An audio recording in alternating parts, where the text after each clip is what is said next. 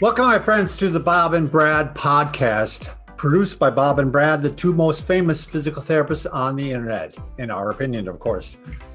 I am joined today by my guest host. Well, first I should introduce myself, shouldn't I? Yeah, I suppose. I am Bob. I'm exactly one half of the Bob and Brad team, and I am joined today by my guest host, Michael Keenitz, who is part of the Bob and Brad crew. And they have their own channel, by the way. You should check it out because they do reviews on products. Yep, related to your health, fitness, and overall well-being. Sure. And you're going to introduce our guest today. Yes, our guest today, his name is Dr. Kelly Starrett. He is a coach, physical therapist, two-time New York Times and Wall Street Journal bestselling author, speaker, and co-founder of The Ready State, the world's most comprehensive collection of guided movement, mechanics, and mobility instructional videos. Believe me, this is an abbreviated introduction because we could go on and on about his accomplishments, but we'll hopefully get into some of that during the interview. So, Kelly, were you one of the first? Did I understand it? You were one of the first to use a lacrosse ball for mobilization? Is that true? It is. It's one of my patients. I was handing out. Remember how long we've been giving out tennis balls, right? Right. And then taping two tennis balls together. And I was like, I guess I went to PT school to tape two tennis balls together.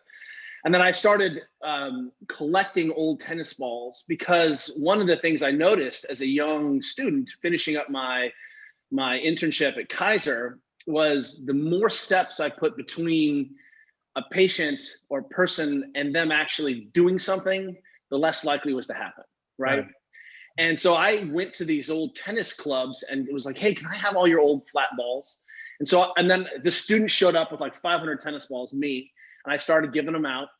And then we had the pinky ball, which we could sell. And I was like, have you seen people like a smushed tennis ball or a pinky ball is not enough. So I started playing around when I became a physio, full-fledged adult physio. I started giving people rubber band balls that you could buy at the, Staples. Sure. And then one of my patients came in and was like, because I love the grippiness, I love the tackiness. And one of my patients came in and said, hey, have you tried a lacrosse ball? And I was like, it's too hard, it's too soft, it's too big, it's too small. But I was like, how much does it cost? He's like, $1. And I was like, it's perfect. So that was when we started because, I could buy a case of 100 for $100, basically, from my local lacrosse shop. And then what I saw was, I was able to save my hands. We were sort of becoming obsessed with inter-session change, right? How much change can we get to this person to be able to do shifting loci of control back to them at home in between sessions? Because it turns out I just can't see someone often enough or train them often enough as a physical therapist. The whole system isn't set up that way. So that was really the beginning of me thinking, hey, what's going on? And then I was like, oh, I can do all the Greg Johnson stuff with this lacrosse ball and, percussion, fascial release with percussion. And we could get people breathing and mobilize their T-spines. And I was like, man, these lacrosse balls are great. And it turns out when some of our military that we've been working with, some of our elite combat medics, they'll deploy with a Voodoo floss band and a lacrosse ball, and it becomes a junction tourniquet. They have used it on the leg when people are bleeding out after significant trauma. And it turns out that lacrosse ball right on that, right on side your groin is a fantastic way to stop bleeding. So who knew? Well, it kind of leads me to my really first question, which is, I think I somewhat know the answer to this, but your creativity seems to be off the charts. I mean, and what do you feel feeds that? I mean, how do you come to all this creative process? What was really freeing to me was, while I was in physio school, I was a professional athlete and paddled myself right off the national team with a brachial plexus cervical injury. Oh my gosh. And just an overuse injury. My hand went numb, couldn't turn my head, just classic. And then, when I'm in PT school, I'm already Olympic lifting, I'm doing these things, but I discovered this thing called CrossFit. And CrossFit today, iteration, is not the CrossFit I discovered. And not that that's good or bad, it just wasn't the same. But all of a sudden, I had to be competent in, kettlebells and dumbbells and all the barbell movements and basic gymnastics. And I'd learned how to run and row and swim. I just realized I wasn't very skilled. But I think part of what I have appreciated around that experience was that I was able to appreciate that all of these were just different tools to achieve a position or to reinforce a shape or a certain mechanic, right? Or you could even think loading a certain tissue if you're still so inclined to think in that way, right? And what ends up happening then is that you realize that a lot of the things that we're sort of arguing about or confused about isn't science, it's math. And what ends up happening then is that you kind of get into an algorithm or a way of thinking where you don't have to prove the math exists. And so if we're talking about a congested tissue, suddenly, there are a lot of ways to decongest that tissue. As long as that the lymphatics are being addressed and I'm able to, decrease that interstitial space and evacuate fluid, well, then I can walk and do that. I can elevate and do that. I can compress and do that. And then I really have to appreciate that, when I began to see all of these things as tools, I really became agnostic about the best way to solve the problem. Like, show me a better way. And I didn't have to come from a certain school of thought. And I feel very fortunate that I came out of a classic trained sort of physio program that was heavy Maitland approved. Like, we were so deep into manual therapy, but the World Center for PNF at Kaiser Vallejo was right down the street. Nice. Right. And I had this incredible NDT therapist from Herrick right in Berkeley. So I had this incredible overlap. And what's really interesting to me always is seeing how different schools of thought are approaching the same problem. And when you start to see the mutually accommodating aspects of those things, then you really your mind sort of opens up. And what you realize that you have this incredible tool set that we can scale up and scale down based on resources of the patient or the person or, what they have access to. But ultimately it comes back to the math.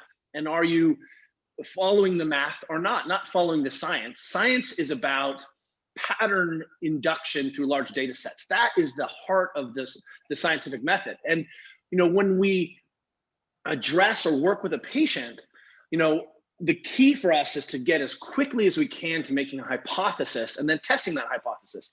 And that hypothesis may be this person needs some unconditional positive regard, and they need to be, I'm not going to touch them and I'm going to teach them to squat and manage that because they're on, morphine and they've had radio frequency ablation and, like they're on full disability.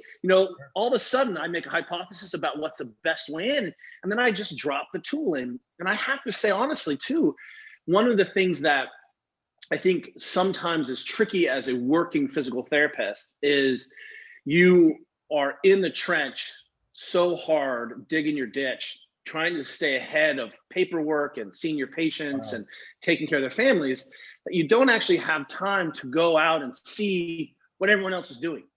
And one of the things I get to do as a coach is that I get to travel and be around a ton of other coaches and systems. And so if I'm talking to the owner of the Niners, that gives me information. If I'm working with, British, the England national soccer team, if I'm working with the All Blacks, I'm working with the military.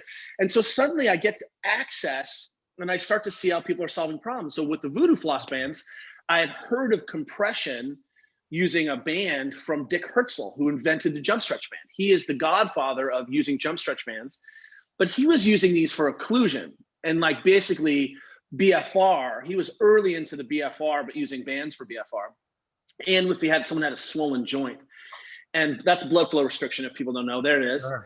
And lo and behold, I was out working with Louis Simmons. There it is, the Voodoo band. I was out working with Louis Simmons, and I saw that he was having his athletes duct tape their hamstrings. They were duct taping, these powerlifters squatting 1,000 were duct taping their hamstrings. And I was like, and I was like, I had this moment of Satori where I was like, I wonder if we can make a band that allows us to create shear and compression or changes how the brain is interpreting what's going on with the tissues or evacuates swelling or get some flexion gapping or whatever the mechanism is. It doesn't matter. I made a hypothesis, we tested it. And again, I think some of that comes from being in a community that is ruthless about trying to solve the problem the most efficient way possible. Yeah, it seemed to, you mentioned quite often just even using rubber tubing, right, for the Voodoo floss? I think we talked about using a bike tire. Right. Because it turns out that when my military friends or my people working in relief work after like earthquakes, you know, there's always in a third world country a bike, but there's not always a voodoo band. Sure. So, you know, again, you know, one of the things that we've tried to do is say, hey, look, why are we putting the healthcare professional at the center of the experience, right? All we need to do is continue to move as much unskilled care out from behind the paywall and empower people to take a crack at fixing themselves. That is our core fundamental belief. And I feel like physio is at a really interesting time right now where we have a moment where we're asking who owns what. You know, the internet has blown open.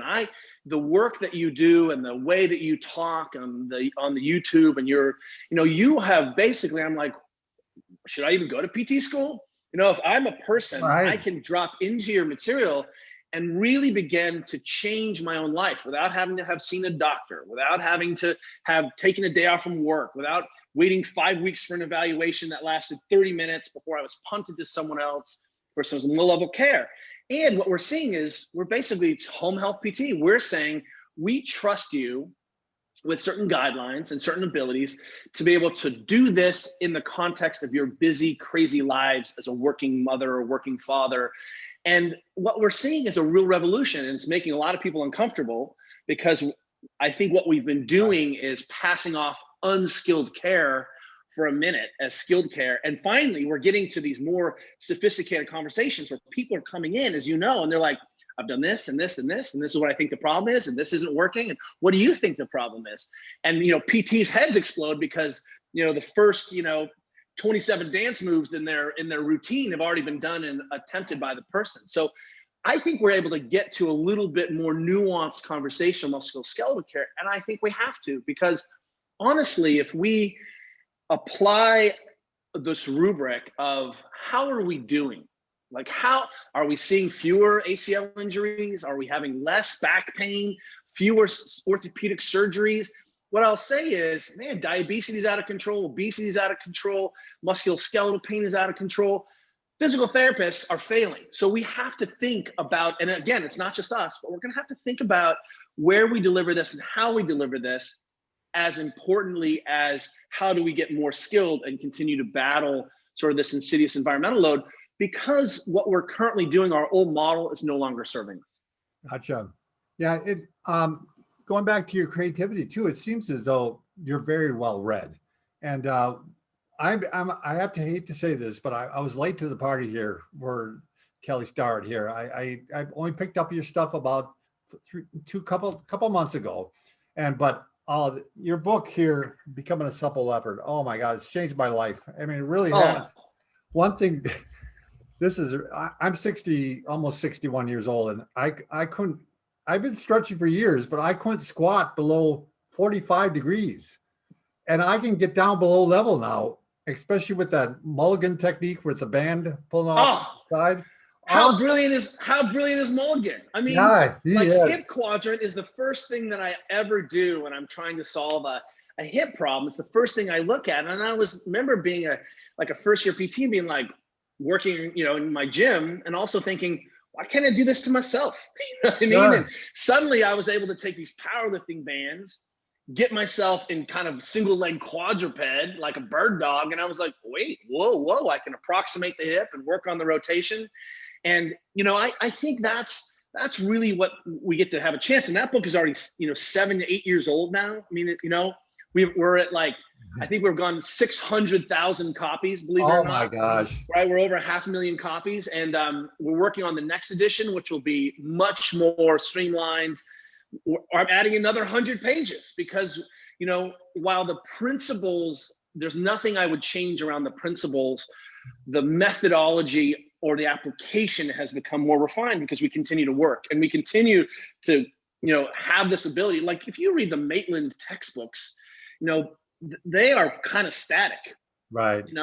And it's difficult to appreciate how to apply that thinking towards movement, right? Which is the biomotor expression is the game. So, this book has been really amazing.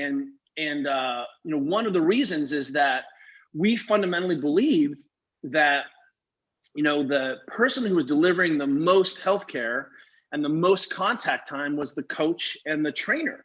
And what we needed to do is sort of expand the Venn diagram of saying who owns position.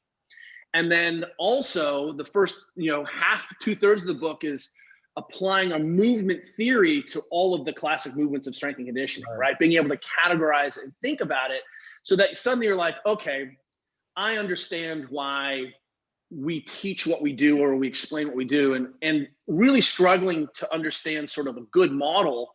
The model has to explain, any good model has to explain current phenomenon. So how are we teaching and why are we using these techniques to have better expression of how humans can move, right? And it's not the only way, but it's the way that keeps the most lights on in the room. It's the way that maintains the most physiology or gives us the most access to our positions or gives us the most movement choice, right? We always teach the highest expression of the movement.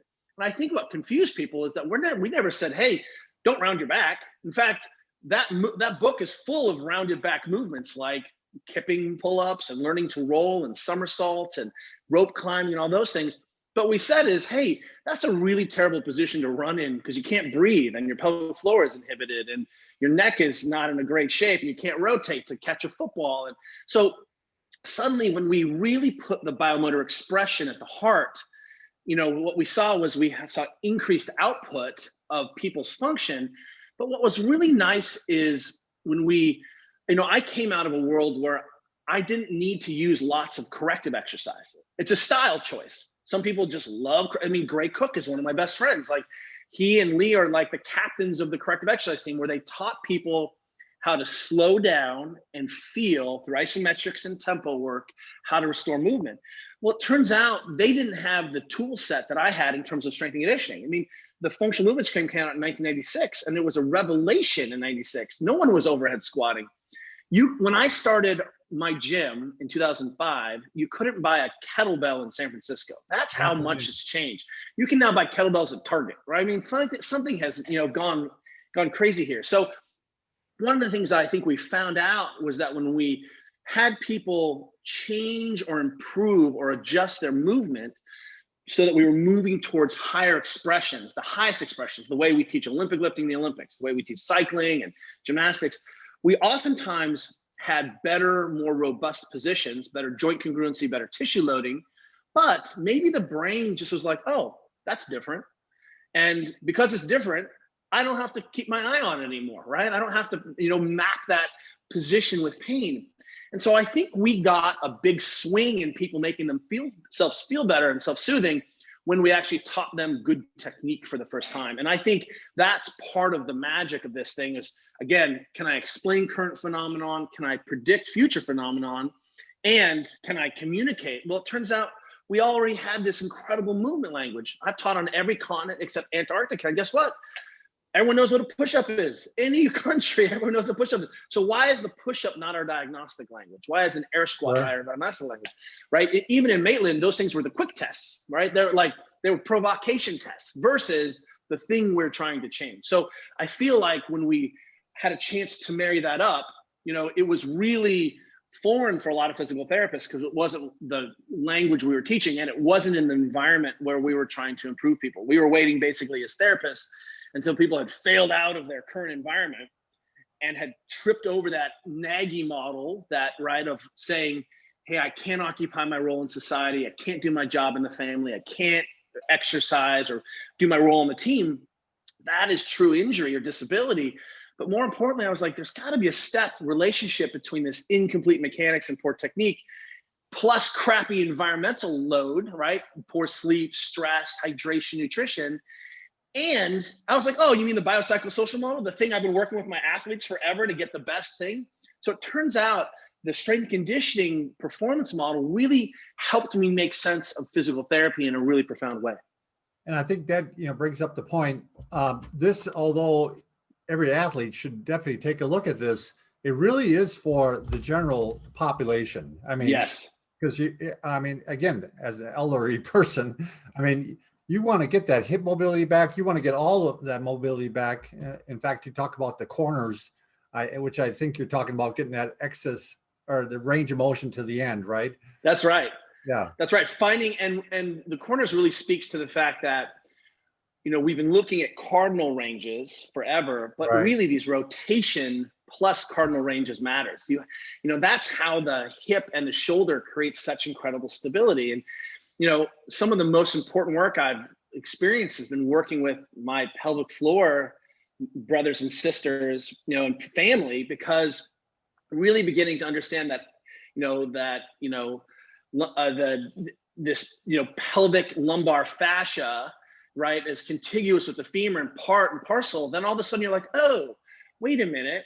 We have 10 muscles that flex the hip and 13 muscles that externally rotate the hip. I wonder if external rotation of the hip is really important somehow in creating a stable pelvis on femur relationship.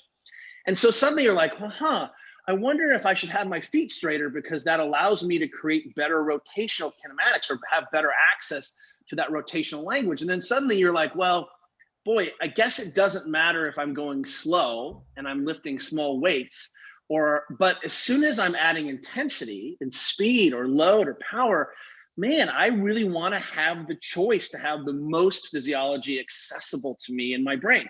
And so suddenly you're like, oh, okay, those corners, they have to matter a little bit. So, I think that's what's so amazing is that, if I have any skill set at all, I'm really clever at spotting patterns and relationships. And that was like, when I went into PT school, I was like the black sheep, because I'd be like, wait, how does this wound care relate to this nutrition course, relate to this movement thing that I'm supposed to do? Why are these such disparate, disconnected ideas, when ultimately the human is the most complex structure in the known universe, in this really complex body environment, that now we're realizing I just hugged my 100-year-old Chinese grandmother. She's my step grandmother. Oh, We had dinner last night. She is completely independent. She uses a walker only because she moves so fast. oh, bravo. But here is a human being in my family that's 100 years old and engages and cuts her own hair and eats dinner. And you're like, Winnie is 100? You can't believe how badass she is.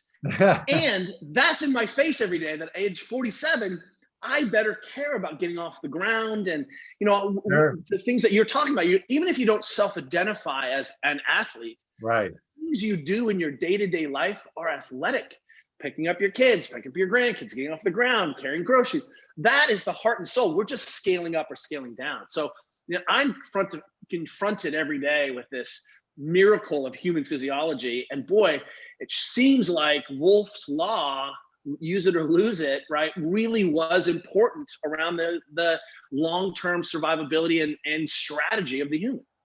Well, I got to first apologize to Mike. I told Mike I was going to ask the first bunch of questions because I'm being selfish, and this is the most selfish question of all.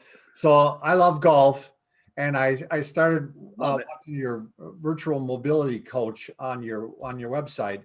And one series, I don't know if you know what this one or not, but he was talking about we have to have basically mobility at the hips, stability at the low back, mobility at the mid back, and then stability at the shoulders. So I've been working on that, really been helping my game. You're the best performance coach, or one of the best in the world. I got to ask, is there anything else I should be working on, or is there at some point you work on speed or strength? Well, so what's really interesting is, I have come to realize that, I have strong feelings about the way you should train, right? And it's because if you sit down next to an airplane with me, I'm not going to tell you I'm a physical therapist. I'm going to tell you I'm a performance coach. That's the thing. And then I was trained as a physical therapist too. That's why I can see what I can see. So, but what we're trying to do is say, hey, look, I'm not going to try to be all things to all people. Instead, I'm going to get your body to be able to have you access the shapes so that you can then go spend those credits any way you want. Gotcha. And if you love Soul Cycle and golf and kettlebells, I'm like, great. You go to church and Pilates, you're in a community, you feel safe, and you deadlift a little bit, run some hills. I'm like, that's also a pretty great movement practice. So however you want to do that, but some of this, my own experience came out is because I get to work alongside legitimately, not hyperbole, the greatest athletes on the planet. My job is not to interrupt their relationship with their coach who teaches them technique, who has a plan. My job is to get them ready to be able to be coached. And so suddenly, you know, what you just described is a really complex interrelationship, regional interdependencies between hips and shoulders and trunk and stabilizing and addressing the ball. Well, all of that's baked into our technique of how we get good mechanics. But turns out if you're stiff in the upper back and you can't take a breath, you can't, on your rounded forward, you can't really rotate. So if we begin to simplify the system, if we begin by restoring what we all agree is your native range of motion that everyone should be able to have, and that's a standard deviation. You're not a special snowflake. We see special snowflakes, but you're just not that special, you know? And so what ends up happening then suddenly is you're like, oh, I worked on the interrotation of my hip, and suddenly I was able to rotate a little bit further. And the things that we assess, like we have a formal assessment course on our 102 course, but we don't assess rotation. We just didn't find it to kind of give the dividends that we, like the application of that information wasn't very good. Because what we saw was, boy, if I returned your internal rotation, got into your lateral seam through the lat, gave you some shoulder extension, and we improved your thoracic positioning, your rotation went off the charts, and we didn't even fix rotation, right? So once again, I think if we can give people the building blocks, I mean, sometimes I'm like, man, as all I'm doing is just trying to restore people's normal dorsiflexion, right? You know, I'm just trying to make it so your big toe moves again for the first time in a long time. And maybe it's that simple. Then I really do believe your brain is clever enough to be like, oh, we can do this now, let's do it. And what we know from our best motor theory, I think Franz Bosch is doing the best work. He's out of Holland around understanding this, is, you know, he's written his most recent book is called The Anatomy of Agility. And what you see in the first half of the book is really about motor learning, motor theory, is that he says, look, your brain is so amazing. Again, the most sophisticated structure in the known universe, that if you don't have access to a position, that movement choice gets shut down in your brain as a possibility, right? And so suddenly if we have a little bit more motion in your calcaneus and you can side bend a little bit, your brain will use that space. And then it's your job to then go express that any way you want, right? And then when you start to, again, say, well, what is essential about the movements of a human being? Suddenly you jump into sun salutation in yoga and you're like, whoa, this is genius. And then you realize that Joseph Pilates was not messing around. He had really important ideas around keeping people doing the things they do. The problem is that we then, you know, hold those things as sacrosanct and immutable when we have all of these other tools and all these other considerations. So the real question is, when do you do it all? You know, that's really the interesting thing. Well, thank you. Thank you for that information. Again, it's just been beautiful. So Mike, I'll let you ask a question. But let me say that the thing I loved about that question was, how do I know it's working? Because the thing you cared about got better, right? Exactly. That is the only thing I care about. Like, you know, if I'm like, hey, I've reduced your ACL injury risk by approximation. Right. No one cares. Like my kids don't care. They just want to slay. Or the world champions are like, dude, I'm 22. It doesn't matter. I'll deal with that when I'm 80. But if you can help someone go faster or run, or, you know, we tried, for example, around pain, you know, we have treated pain like a medical problem forever. And pain certainly can be a medical problem if it disrupts your ability to occupy your role in the family or do your job, or right, or recreate or go to education, those fundamental ideas about disability. But we have really appreciated that pain, honestly, is just like information of loss of performance, loss of range of motion, loss of wattage, loss of output. And when we start to just appreciate that pain is a cue or a signal about some aspect of how the system is working or something you can pay attention to, then it's just more information about this, right? And so again, when people are like, you know, I was just working with an athlete and she was like, you know, when I hit the ball, it feels like I'm getting stabbed between my shoulder blades. I'm like, well, that's not great. And she's like, I just want to hit the ball again, pain-free. And I was like, is that really what you want? Because we'll get there in like 2 days. I'm like, what is it you really want? She's like, I want to smash the crap out of the ball in my drives. I was like, okay, now we're having something. Now we're talking. Because pain is really the low bar. And if you don't believe me, take some ibuprofen, then go to your job. Sure. Go get drunk and tell me about your pain. Right? So we've been self-soothing pain forever. So that can't be the only reason and the impetus around the things that we're doing. So your thing is like, hey, I'm driving better. I'm like, okay. And now how's my adherence? Well, I don't have to sell you anything. Right. Yeah, right. I've got extreme motivation now. I love it. That's the game, right? Let's help you do what you want to do better than you think you can do it. Yeah. Michael? All right. So in your opinion, what are the best basic lifts for most athletes that they should prioritize? That's so good. Well, what's so interesting about that is I think inherently in that conversation is the question of like, what do I think is not important, right? That's a tricky question, because what you're saying is, I'm like Voodoo floss your whole body, perform one full snatch. That's your mobilization for the week. You're all set, right? And what we need to be asking ourselves is, what are the fundamental positions and the fundamental organization of the hips and the shoulders that express what a human should do? So it turns out if you, for example, clean and jerk and snatch, you're missing two things, depending on how you clean and jerk. You're missing some hip extension, but you could be split jerking, or you're missing some shoulder extension. But that's why all my Olympic lifters do heavy rows and bench press, right? Because they've figured out that they have a movement practice that's pretty thorough, and yet they still need these accessory positions because the shoulder has to come behind your body. The hip has to come behind your body. So when you start asking those questions, what you can say is, well, I think you need to train some hip extension, something that looks like a lunge. And then I'm like, well, how do you want to do that? Do you want to do Pilates? Do you want to do yoga? Do you want to do Warrior One? Do you want to do walking lunges? Do you want to do step? And I don't care. I'm agnostic. You want to do split trap bar deadlifts? Great. From a split position? Fantastic. Do we need to hinge and squat? Yes. Do you need to put your arms over your head? Yes. Well, how do you do that? Well, you can swim, and you can hang from a pull-up bar, and you can press overhead, and you can snatch from overhead, and suddenly you can do a handstand, and all of a sudden you're like, oh, there's a whole lot of different ways. So when we go through people's movements, one of the things that we're doing is, of course, affecting the physiology. That's, and that's traditionally how we thought about this. I train because it makes me stronger and have stronger tendons, I have better bone density, right? And I maybe get better endurance. But how about we train to have these robust positions? It's as much about coordination as it about aspects of just the physiology, the size of the engine, how big the tires are on the machine.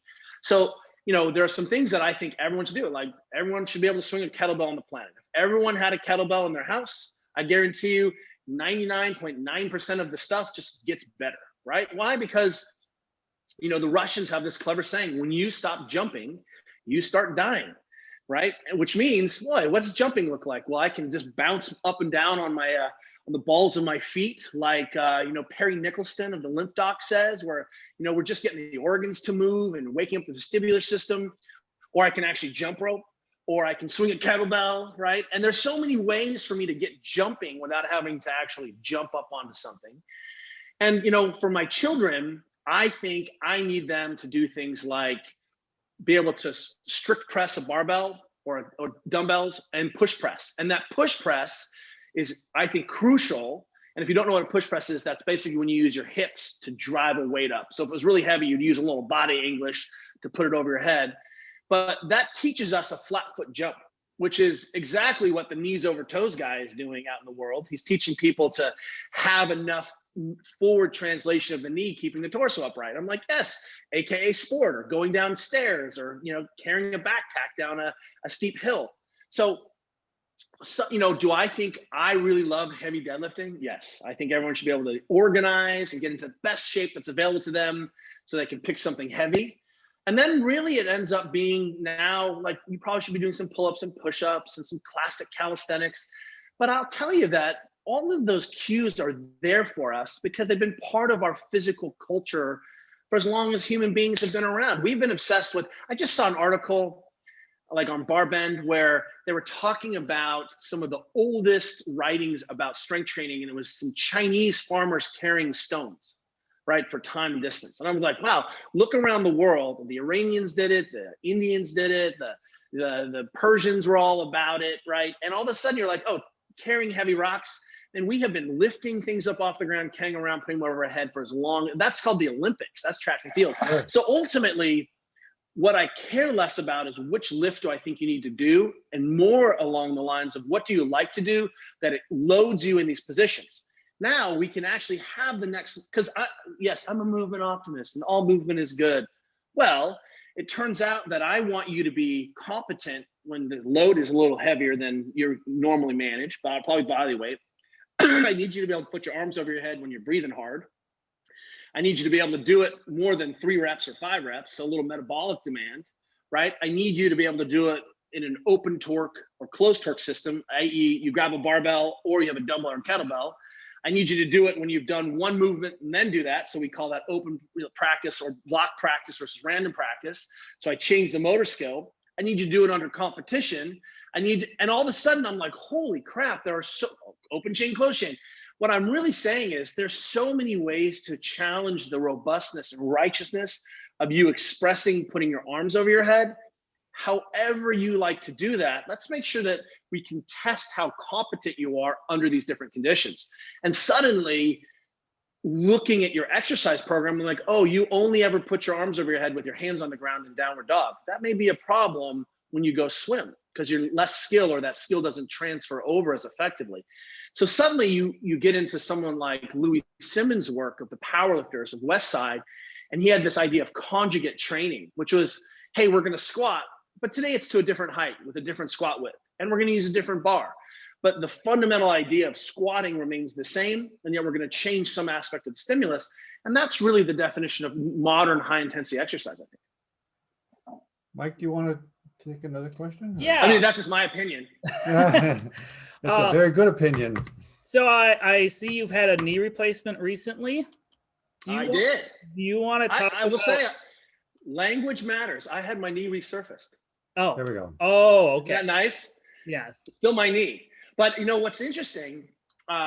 Yes, I would love to talk about this because I am a user who fights for the users now. I don't know if you guys either of you have ever had a total arthroplasty or a whole knee replacement or resurfacing. This is my first orthopedic surgery ever. And it happened because obviously I wasn't eating enough protein or I wasn't stretchy enough. This was a ski accident. Right. This was a ski.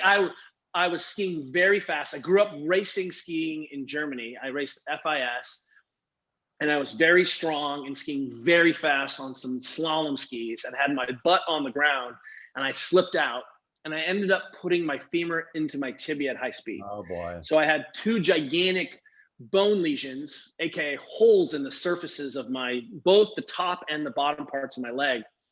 And when I went and finally got an MRI, because I was like, my knee felt stable and I was able to train, it was very swollen.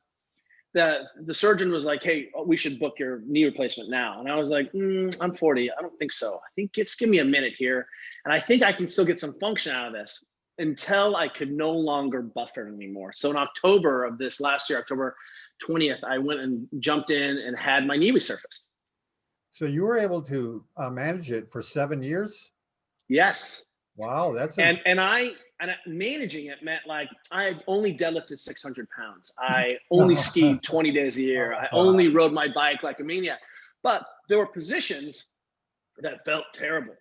And this is really important because what I discovered was I had positions that would not accept force. My brain was like, nope, you cannot be springy in that position. And so my body started playing the whack-a-mole game where it would throw these error messages and all of a sudden my adductors would be really stiff one day and then my calf would be stiff one day and then the bottom of my foot would hurt. Why? Because my brain was like, well, that didn't work. We're not stable there. Let's try something else. Let's get stiff here. And, the key here is that people are like, well, how's your pain? And I was like, I don't have pain. I have positions that feel terrible. But when we only make decisions based on pain, which is so subjective, 2 of my best friends in the world, 2 women I just adore, happen to be some of the best cyclists ever. And if I dropped into their bodies in the middle of their World Cup or World Champion effort, like just ported myself in and took a look around, I would perish from the pain, right? Sure. I want people to understand this, that, based on your previous experience and based on how robust you are, or the arousal or all these other things, you may or may not ever have pain, right? And what we want to make sure that we're having whenever we can, especially since I think we have such great tools to help manage discomfort, is we should be making orthopedic decisions based on function if the pain isn't a driver. Because there's plenty of times where the reason we have surgery is we have exhausted all of our tools, we can't get you comfortable, and now it's impacting your life. So now surgery could be a great option for that. The rest of us, well, it turns out I couldn't jump on one leg. I started to bug me on my mountain bike when I dropped my seat. You know, I was portaging a class 5 rapid, a class 6 rapid, you know, in Idaho this summer, and I stepped down with my kayak on my shoulder and almost fell to my death because my leg was like, nope, and just turned off. So, you know, I was able to buffer and manage this by being very strong, taking care of myself and managing the swelling. But when they went in there, you know, because it was the head of the orthopedic department at UCSF, when they went in there, they were horrified at what my knee looked like on the inside. They were like, what?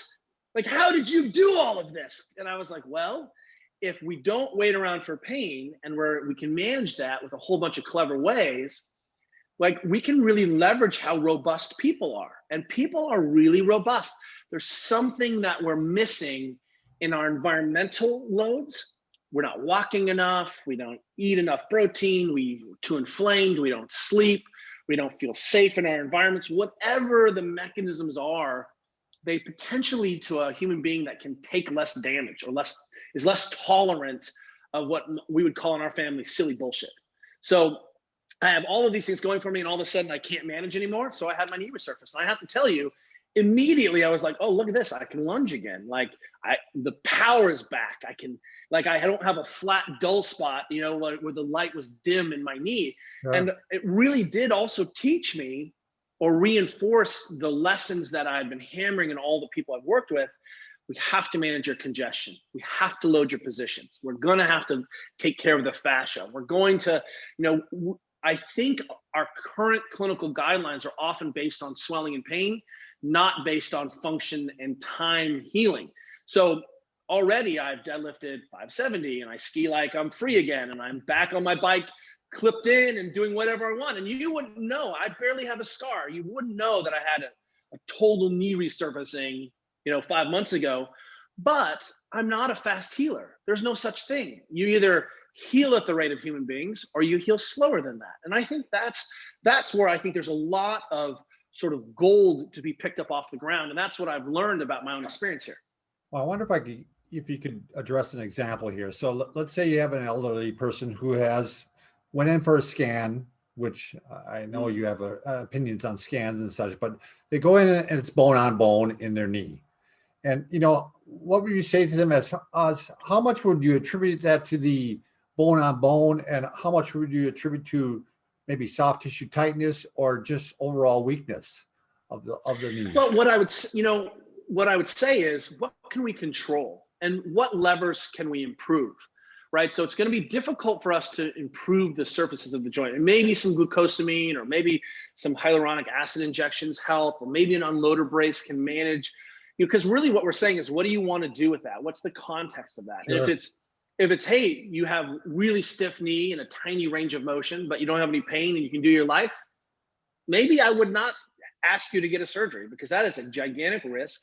And the deconditioning that can happen as a result of that, we can take someone's entire vital reserve and just spend it on one surgery, right? I mean, you know this to be true. The number one predictor of mortality is to fall and break your hip past 70. And all of a sudden, you know, well, like, why is that? Well, I'm like, because you got super weak laying around in the bed and you started ejecting all your structural proteins right away, and then lost your balance and your confidence and your endurance and all the things that are allowing you to stay independent. So, you know, the second thing I'd say was, well, does coordination and strengthening, because when we use the word strengthening, that's very nebulous, right? I'm like, if 3 sets of 10 short arc quads, right, leg extensions with a tiny TheraBand made you stronger, then the bar was so low that I'm like, come on, we can get you stronger riding a bike.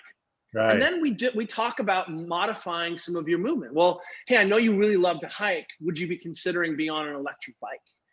How can we keep you, what are the tools available to us?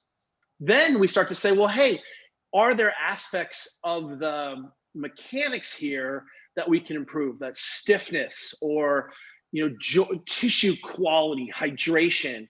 And so suddenly when we start taking the same systems approach that we do when we're looking at musculoskeletal dysfunction, and we start thinking in that systems, then all of a sudden we begin to untangle a potential Gordian knot.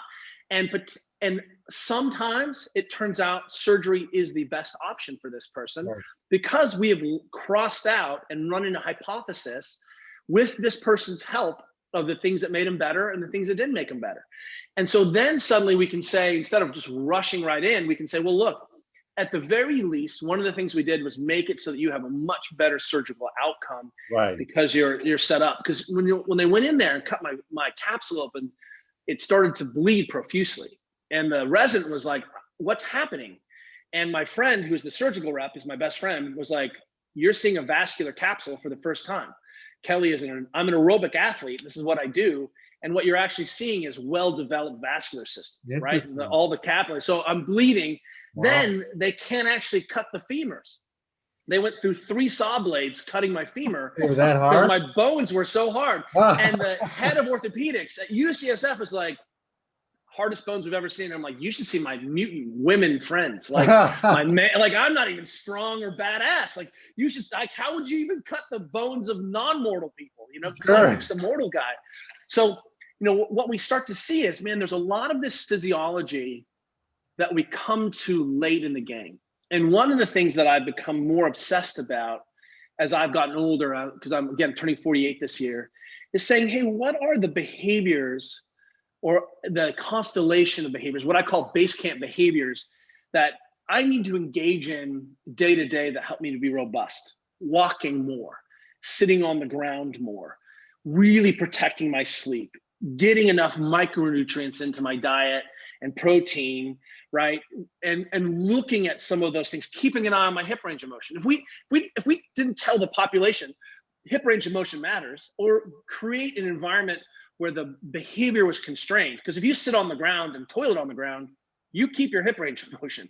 I mean, travel to a country that toilets on the ground where you have to squat, and it becomes very evident that you can't squat very quickly, right? When you have struggled to use the bathroom, and suddenly we're like, well, weird. The fall risk in the Japanese nursing homes almost drops to 0 because they get up and down off the ground to sleep on the ground, right? And hip disease in places where they do a lot of squatting and hanging out on the ground, cooking on the ground, sleeping on the ground, drops to almost 0. It turns out hip flexion and having some hip flexion with the lumbar in a flex position is a great way to have rad healthy discs. So what we then start to see is, hey, by the time sometimes when someone has they've used all their credits up, they've ended up not having great articular surfaces, their tissues are inflamed, they're hypohydrated, they're stressed, they're not very strong, it really handicaps and ties the hands behind the person's back to have the best outcome possible. And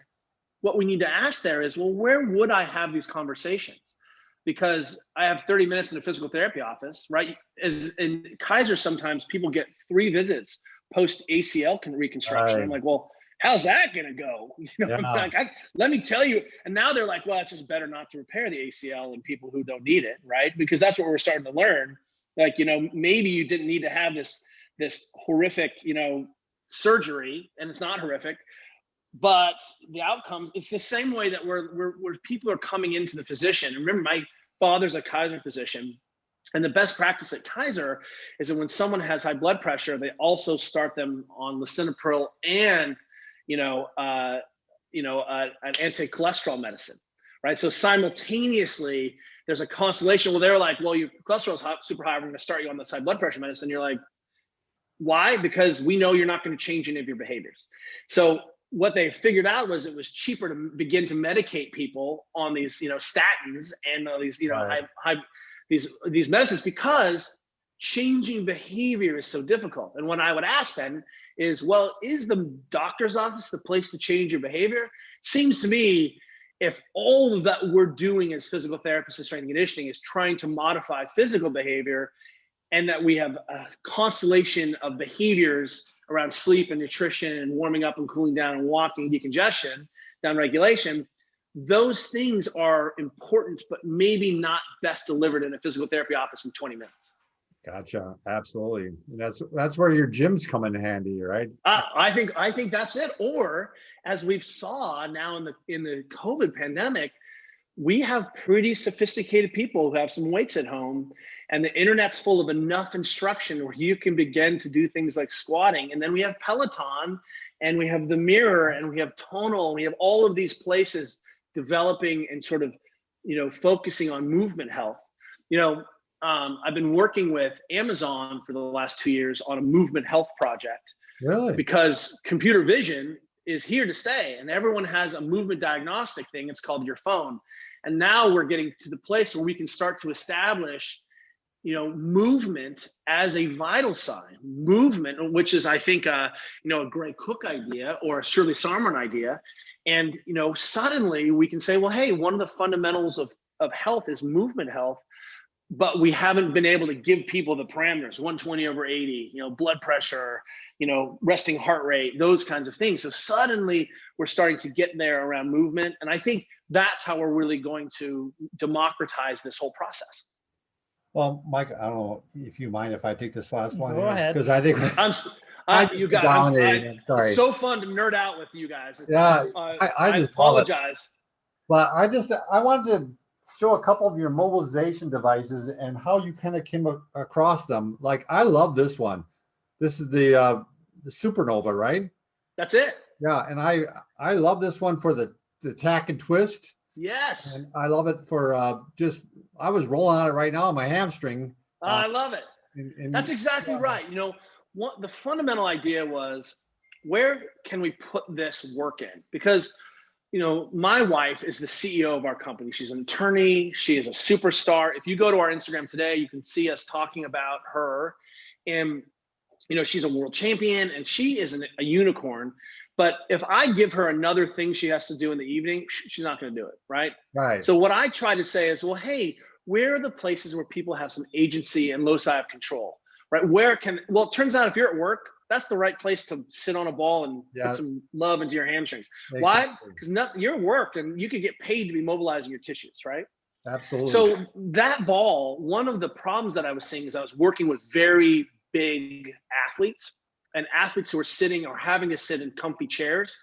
And so everything was lacrosse ball size at the time, pinky ball size. And what I did was I was like, hey, I need something that won't disappear in a chair and is big enough to get into the hips and hamstrings of our bigger people.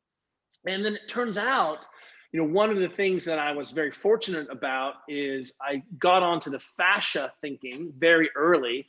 A girl that I dated in college went to Rolfing school when we were together. So I've been in the hallowed halls of Ida Rolf's Rolf Institute where they talk fascia.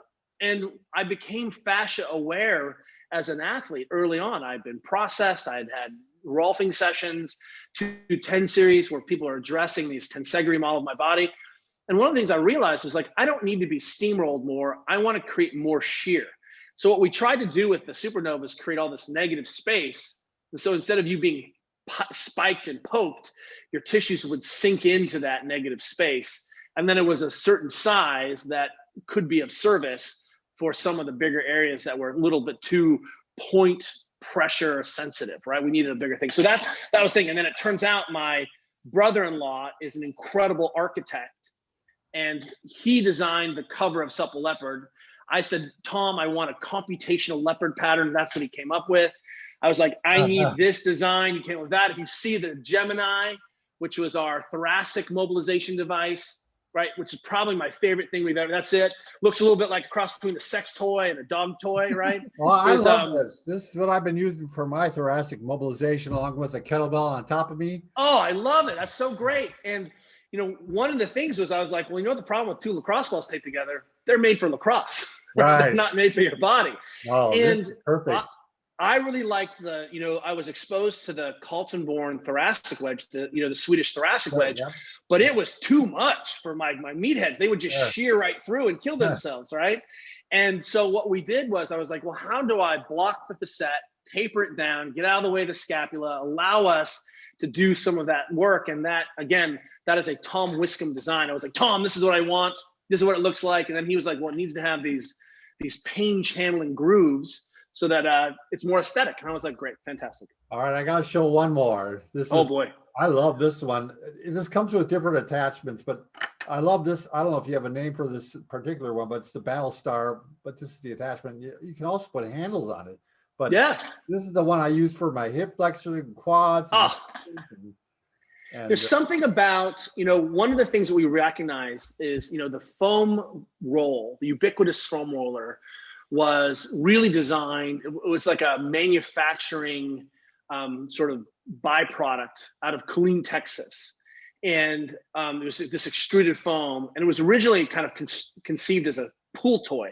And then some bright physical therapist was like, oh, well, like that white foam pool noodle, we could do some work with that. Well, it turns out, once again, it's either way too soft or way too slick. But for a lot of us, it's just too tall off the ground. So changing the durometer, the hardness of the surface matters. Sometimes we need really soft stuff for people. And sometimes we need really hard stuff for people. And we need different diameters. And so being able to get up off the ground a little bit and roll in place so the roller didn't move, change things a little bit. You can grip the tissue and create shear and locally, that little spin. But also you can take it out. And if you're working on the ground, you're not kind of jacked over a 12-inch tall, wheel, which kind of puts you into strange positions. So, that was again, what we're trying to do here is say, hey, here's a problem I'm having as an athlete and a therapist. Is there a better set of tools to go out there? And, now, the Supernova has been knocked off by Nike and everyone else has a ball that size, because everyone's like, that's a good idea. We should have a ball that size. I was like, yes, I agree.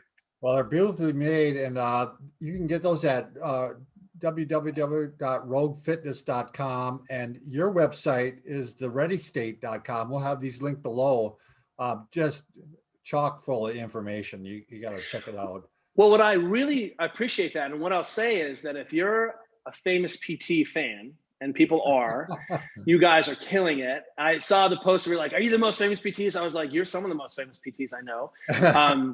Steffi Cohen is famous, Aaron Horschig, Squat U. There's some great, there's just so bright, but you can take 100% of our theory and our work and our tools and drop it right into your work. So people don't have to choose a style. Everyone's style should dovetail. And that's what's really important. I want people to appreciate that what you're saying or what you're being very nice about shining the light on our work is that it integrates with your work perfectly. Absolutely. That's it's just changed my life and my approach to therapy. I can't say enough about this book and his other books too. I got a couple more. So, but I know we got to be respectful of your time. So we'll have these other books linked below too. No problem. And right now we're working on a book called Built to Move, which is about these base camp behaviors, not talking about exercise, but, really looking at, in 2.5 million years, the human being is still the human being. And in 10,000 years, we really haven't changed that much. The length, I'm a little fatter and your femur's a little longer, but really you would recognize yourself from 10,000 years ago, and the shoulder is the shoulder. And what we're trying to do is say, hey, look, here are the best practices to our knowledge coming out of high performance worlds, which are really like a fast way to stress test everything, right? Like Formula One, that gives us the best access to our physiology in a way that you can integrate it into your life. So sitting on the ground, going for some walks, some simple mobilizations, how we think about, trying to demystify food a little bit so that we create a more robust person in a way that isn't that we're super agnostic about the exercise. And if you don't exercise, we can still say, well, you have a physical practice, you're killing it. So, because I think what we've said is exercise. I'm like, hang on, you're not sleeping at all. I can't even tell what's going on or why you have pain because you don't walk and you don't sleep. So let's try to cross off some of those things. And I feel like if we can get people starting to think differently about their environment, then some of the problems that pop up later on are going to be a little bit more manageable. Well, we'd love to have you back on when that book comes out, if you want to consider it. But of course, anytime. I'm such a fan of what you all doing, and it's so great. There's a neighbor up the street came down, and she doesn't know what I do for a living, and she was like, I got on, and there are these physical therapists, Bob and Brad, and they fixed my shoulder. And have you ever heard of them? And I was like, yeah, I'm a physical therapist. I have heard of those guys. They're awesome. Oh, and she had no idea what we did, but she was just singing your praises. My neighbor up the street. And I was like, aren't they great? And they're like, yes, they're just so great. And I was like, so glad that the system is working. We're getting the message out that you can make yourself feel better. You have agency and you don't always have to wait. The professional person is always there to assist you, but you can begin a really sophisticated conversation about making yourself feel better and function better today. Well, again, thank you so much for giving us your time today. And we'll have the links below. And again, I hope to have you on again in the future. If you anytime you guys want to go deep down the rabbit hole and talk more lifting technique, I'm always down. These nerdy conversations are what I live for. So thank you, fellow PT nerds.